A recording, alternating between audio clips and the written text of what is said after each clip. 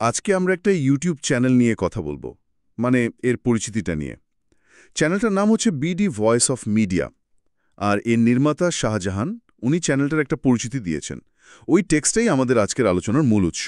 বেশ, তো আমরা চেষ্টা করব এই পরিচিতিটা একটু খুঁটিয়ে দেখতে, মানে চ্যানেলটা আসলে কি করতে চায়, কাদের কথা বলতে চায়, তাদের অ্যাঙ্গেলটা কি।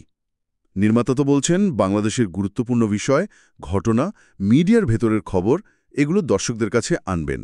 আবার বলছেন নিরপেক্ষ থাকবেন, সমাজের বিভিন্ন স্তরের মানুষের কথাও বলবেন। তো চলুন এই বিষয়গুলো নিয়ে একটু গভীরে যাই।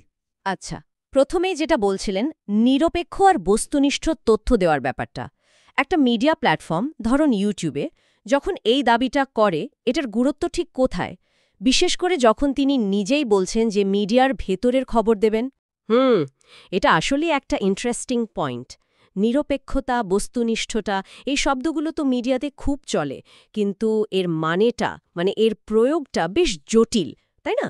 যখন কোনো প্ল্যাটফর্ম শুরুতেই এই কথাগুলো বলে, তারা আসলে দর্শকদের কাছে একটা এক্সপেকটেশন তৈরি করে। পরিচিতিতে যেরকম লেখা, মনে হচ্ছে তারা তথ্যের ভ্যালিডিটি বা সত্যতা আর বিভিন্ন দিক তুলে ধরার উপর জোর দিতে চাইছেন। আর এখন তো তথ্যের যুগ, মানে এত সোর্স চারদিকে, সেখানে নির্ভরযোগ্য বা নিরপেক্ষ হিসেবে পরিচিতি পাওয়াটা, এটা একটা বিরাট চ্যালেঞ্জ, আবার বিরাট লক্ষ্য। আর হ্যাঁ, ওই মিডিয়ার ভেতরের খবর দেওয়ার প্রতিশ্রুতির পাশে নিরপেক্ষতার দাবিটা, এটা কিন্তু বাড়তি মনোযোগ টানে। হ্যাঁ, সেটাই। এই মিডিয়ার ভেতরের খবর আর নিরপেক্ষতা, এই দুটো কি সবসময় একসাথে যায়? মানে মিডিয়া নিয়ে কথা বলতে গেলে তো অনেক সময়ই প্রতিষ্ঠিত মিডিয়া বা সংবাদপত্রের কাজের সমালোচনা আসবে, তাই না? আসতেই পারে। সেক্ষেত্রে একদম 100% নিউট্রাল থাকা, এটা কি আদৌ সম্ভব? পরিচিতিতে কি কিছু বলা আছে এ নিয়ে? না, পরিচিতিতে সরাসরি এই কনফ্লিক্টের কথা বলা নেই, তবে এটা একটা প্রশ্ন কিন্তু তৈরি করে দেয় মনে। মিডিয়ার ভেতরের খবর, এই কথাটা দিয়ে ঠিক কী বোঝানো হচ্ছে, তার উপর অনেক কিছু নির্ভর করে আসলে। এটা কি ইন্ডাস্ট্রির সাধারণ নিউজ, নাকি মিডিয়ার কাজকর্ম, তাদের পলিসি বা বায়াস নিয়ে বিশ্লেষণ? যদি পরেরটা হয়, মানে বিশ্লেষণধর্মী কিছু হয়, তাহলে ওই নিরপেক্ষতার পরীক্ষাটা একটু কঠিন হয়ে যায়। কারণ মিডিয়া বিশ্লেষণ তো প্রায়শই কোনো না কোনো দৃষ্টিকোণ থেকেই করা হয়। তবে হ্যাঁ, যদি ভেতরের খবর বলতে ট্রান্সপারেন্সি বোঝায়, মানে মিডিয়া কিভাবে কাজ করে, সেই প্রসেসগুলো দেখানো হয়, তাহলে হয়তো সেটা নিরপেক্ষতার সাথে যেতেও পারে। পরিচিতিতে এই জায়গাটা ঠিক পরিষ্কার না, মানে দর্শকদের মনে এই প্রশ্নটা থেকেই যাচ্ছে। ঠিক। আচ্ছা, পরিচিতিতে আরেকটা বিষয় বেশ জোর দিয়ে বলা হয়েছে, যে গতানুগতিক ধারার বাইরে গিয়ে আলোচনা করবে, যা সহজে অন্য কোথাও নাকি পাওয়া যায় না। এই অন্যরকম কিছু করা বা ভিন্ন পথে হাঁটা, এই প্রতিশ্রুতিটা কতটা গুরুত্বপূর্ণ মনে হয়? এটা তো নতুন যে কোনো মিডিয়া উদ্যোগের জন্য একটা কমন স্ট্র্যাটেজি, কিন্তু খুব কাজের। মানে এত মিডিয়ার ভিড়ে নিজের জায়গা করতে হলে তো একটু ভিন্ন কিছু আনতেই হবে। ওই যে কথাগুলো, গতানুগতিক ধারার বাইরে বা যা সহজে পাওয়া যায় না, এগুলো দর্শকদের মধ্যে একটা কিউরিওসিটি তৈরি করে। তারা ভাবে, আচ্ছা, এখানে হয়তো এমন কিছু পাবো যা মেইনস্ট্রিম মিডিয়া বলছে না বা এড়িয়ে যাচ্ছে। পরিচিতিতে কিছু নির্দিষ্ট বিষয়ের কথাও আছে, কিন্তু দেশের রাজনীতি, অর্থনীতি, সামাজিক ইস্যু, আবার মিডিয়ার গতি প্রকৃতি, এই বিষয়গুলো তো গুরুত্বপূর্ণ অবশ্যই, কিন্তু আলোচনাটা ঠিক কিভাবে করলে তা গতানুগতিক ধারার বাইরে যাবে, সেই আইডিয়াটা পরিচিতি থেকে পুরোপুরি স্পষ্ট না। তবে হ্যাঁ, এই প্রতিশ্রুতিটাই চ্যানেলের দিকে মানুষকে টানার একটা বড় কারণ হতে পারে। আপনি যে বিষয়গুলোর কথা বললেন, রাজনীতি, অর্থনীতি, সামাজিক ইস্যু, মিডিয়ার গতি প্রকৃতি, এই সবগুলো টপিক একসাথে একটা চ্যানেলে নিয়ে আসা, বিশেষ করে যখন চ্যানেলটা নিজেকে ছোট ইউটিউবারের প্ল্যাটফর্ম বলছে, এটা কি একটু বেশি অ্যাম্বিশাস মনে হচ্ছে না? অবশ্যই অ্যাম্বিশাস, একটু বেশিই হয়তো। কারণ প্রত্যেকটা বিষয় তো অনেক বড়, অনেক গভীর আলোচনার বিষয়।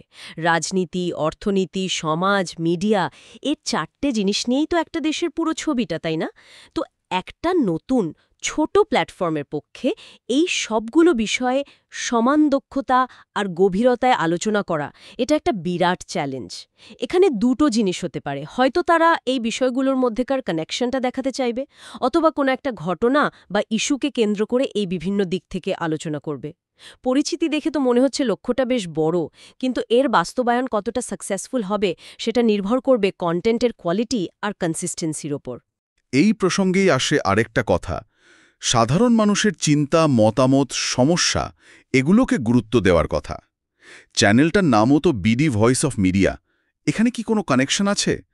একদিকে মিডিয়ার খবর, অন্যদিকে সাধারণ মানুষের কথা, এই দুটোকে কিভাবে মেলানো যেতে পারে? নামের মধ্যে একটা ইন্টারেস্টিং ডুয়ালিটি আছে, মানে একাধিক অর্থ ভাবা যেতে পারে। বিডি ভয়েস অফ মিডিয়া, এটা কি বাংলাদেশের মিডিয়ার কণ্ঠস্বর, নাকি মিডিয়া নিয়ে বাংলাদেশের মানুষের বা তাদের কণ্ঠস্বর, অথবা এমন একটা ভয়েস যা মিডিয়ার মাধ্যমে সাধারণ মানুষের কথা বলছে? পরিচিতিরা পড়ে মনে হচ্ছে শেষের দুটো অর্থই বেশি খাটছে। তারা একদিকে মিডিয়ার ভেতরের খবর দেবে বলছে, আবার অন্যদিকে সাধারণ মানুষের কথাও বলবে। আচ্ছা, এই দুটোকে মেলানোর একটা উপায় হতে পারে মিডিয়ার আলোচনাগুলোতে সাধারণ মানুষের পার্সপেক্টিভ যোগ করা। যেমন ধরুন, কোনো একটা পলিসি বা ঘটনা নিয়ে মিডিয়া কি বলছে, সেটার পাশাপাশি সাধারণ মানুষ সেটা নিয়ে কি ভাবছে বা তাদের জীবনে কি প্রভাব পড়ছে সেই দিকটা তুলে ধরা। বড় করে দেখলে এটা আসলে গণমাধ্যমের ওই ধারাটা ফলো করার চেষ্টা করা, যেখানে তথাকথিত মেইন স্ট্রিমের বাইরে থাকা কণ্ঠগুলোকে গুরুত্ব দেওয়া হয়। এই প্রমিসটা যদি তারা রাখতে পারে, তাহলে চ্যানেলটা সত্যি একটা আলাদা জায়গা করে নিতে পারবে। এবার একটু নির্মাতার নিজের কথা আর দর্শকদের কাছে তার যে আবেদন সেটা নিয়ে কথা বলি। উনি নিজেকে ছোট ইউটিউবার বলছেন, ভিডিও বানাতে অনেক যত্ন ও পরিশ্রম লাগে বলছেন, আর দর্শকদের কাছে সাবস্ক্রাইব, লাইক, কমেন্টের মাধ্যমে সাপোর্ট চাইছেন। এই অংশটার তাৎপর্য কি? এটা কি শুধুই একটা ফর্ম্যালিটি বা রুটিন আবেদন? না না, এটা শুধু রুটিন আবেদন বলা যাবে না, এর বেশ কয়েকটা দিক আছে। প্রথমত, ছোট ইউটিউবার পরিচয় দেওয়াটা নির্মাতাকে দর্শকদের একটু কাছাকাছি নিয়ে আসে, তাই না? একটা বিনয় প্রকাশ পায়, দর্শকদের মধ্যে এক ধরনের সিম্প্যাথি তৈরি হতে পারে। দ্বিতীয়ত, অনেক যত্ন ও পরিশ্রম দিয়ে ভিডিও বানানোর কথা বলা, এটা কন্টেন্টের কোয়ালিটি নিয়ে একটা ধারণা দেওয়ার চেষ্টা।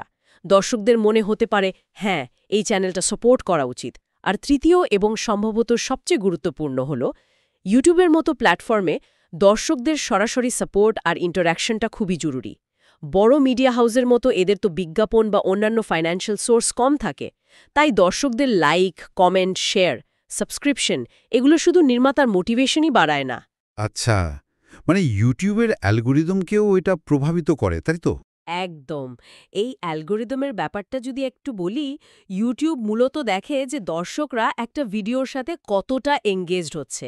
মানে যখন কেউ লাইক দেয়, কমেন্ট করে, শেয়ার করে বা পুরো ভিডিওটা দেখে, তখন ইউটিউব ধরে নেয় যে এই ভিডিওটা ভ্যালুয়েবল। ফলে অ্যালগরিদম তখন ওই ভিডিও বা চ্যানেলটাকে আরও বেশি মানুষের কাছে পৌঁছে দেয়, মানে রিচ বাড়ে। ও আচ্ছা আচ্ছা, এনগেজমেন্ট। হ্যাঁ, এঙ্গেজমেন্ট। তো নির্মাতার এই আবেদনটা শুধু ইমোশনাল না, এটা চ্যানেলের রিচ বাড়ানোর একটা খুব প্র্যাকটিক্যাল কৌশলও। যখন তিনি বলেন, আপনাদের ভালোবাসাই আমার প্রেরণা, তখন তিনি এই টেকনিক্যাল বা বিজনেস দিকটার সাথে একটা পার্সোনাল আর ইমোশনাল কানেকশন তৈরি করছেন। তার মানে এই আবেদনটা একই সাথে কমিউনিটি তৈরি করার চেষ্টা, আবার চ্যানেলের টিকে থাকার একটা বাস্তবসম্মত উপায়ও। ছোট প্ল্যাটফর্মগুলোর জন্য এই কমিউনিটির ফিলিংসটা খুব দরকারি। তারাই হয়তো চ্যানেলের কন্টেন্ট ঠিক করতেও হেল্প করতে পারে, তাই না? ফিডব্যাক দিয়ে। একদম ঠিক। কমেন্ট সেকশন বা অন্যান্য মাধ্যমে দর্শকরা কি দেখতে চান, কোন আলোচনা ভালো লাগছে, এই ফিডব্যাকগুলো তো নির্মাতার জন্য খুবই মূল্যবান। এটা কন্টেন্টকে আরও অডিয়েন্স সেন্ট্রিক করে তুলতে সাহায্য করে। তবে এখানে একটা ব্যালেন্স রাখাও জরুরি। মানে দর্শকদের সব চাহিদা পূরণ করতে গিয়ে অনেক সময় চ্যানেলের যে মূল লক্ষ্য, যেমন ধরুন ওই ঘোষিত নিরপেক্ষতা বা কিছু বিষয়ে গভীর আলোচনার প্রতিশ্রুতি, সেগুলো থেকে সরে আসার একটা ঝুঁকিও তৈরি হতে পারে। বিশেষ করে যখন কোনো কন্ট্রোভার্সিয়াল বিষয়ে দর্শকদের মধ্যে খুব ভিন্ন ভিন্ন মত থাকে, তখন নির্মাতাকে ঠিক করতে হয় তিনি কি পপুলার ওপিনিয়নের দিকে যাবেন নাকি নিজের ঘোষিত নীতিতে থাকবেন। এটা একটা কঠিন জায়গা। বুঝলাম। তাহলে সব মিলিয়ে যদি দেখি, বিডি ভয়েস অফ মিডিয়ার এই পরিচিতি থেকে আমরা কি পেলাম? চ্যানেলটা বাংলাদেশের জরুরি বিষয়গুলো, বিশেষ করে রাজনীতি, অর্থনীতি, সমাজ আর মিডিয়ার ভেতরের খবর নিয়ে কথা বলতে চায়। হ্যাঁ। তারা নিরপেক্ষ আর বস্তুনিষ্ঠ থাকার লক্ষ্য ঠিক করেছে। গতানুগতিক ধারার বাইরের আলোচনার কথা বলছে, সাধারণ মানুষের কথাকে গুরুত্ব দেবে বলছে, আর একটা ইন্ডিপেন্ডেন্ট প্ল্যাটফর্ম হিসাবে টিকে থাকার জন্য দর্শকদের সরাসরি সমর্থনের ওপর নির্ভর করছে। পরিচিতিটা বেশ অ্যাম্বিশাস, অনেকগুলো প্রতিশ্রুতি আছে এতে। হ্যাঁ, পরিচিতিটা বেশ গোছানো। চ্যানেলের উদ্দেশ্য, স্কোপ এগুলো নিয়ে একটা স্পষ্ট ধারণা পাওয়া যায়। এখানে যেমন পোটেনশিয়াল আছে, তেমনি চ্যালেঞ্জও কিন্তু কম না।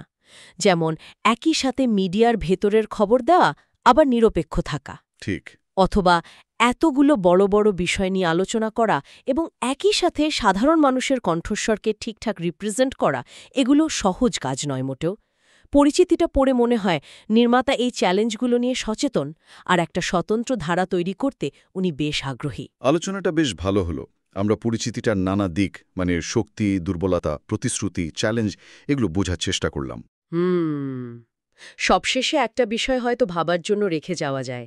যখন একটা মিডিয়া প্ল্যাটফর্ম, বিশেষ করে যেটা নিরপেক্ষতা আর সব ধরনের মানুষের কণ্ঠস্বর তুলে ধরার প্রতিশ্রুতি দিয়ে শুরু করে, সেটা যখন ধীরে ধীরে পপুলার হতে থাকে, আকারে বড় হয়, তখন ওই শুরুর দিকের আইডিয়ালগুলো ধরে রাখাটা কতটা কঠিন হয়ে পড়ে।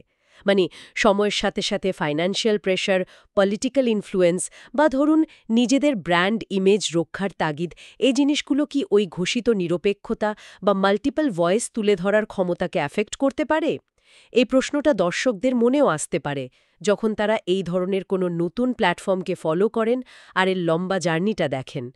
পরিচিতিতে যে স্ট্রং প্রমিসগুলো করা হয়েছে, সময়ের পরীক্ষায় সেগুলো কতটা টেকে, সেটাই হয়তো আসল দেখার বিষয় হবে।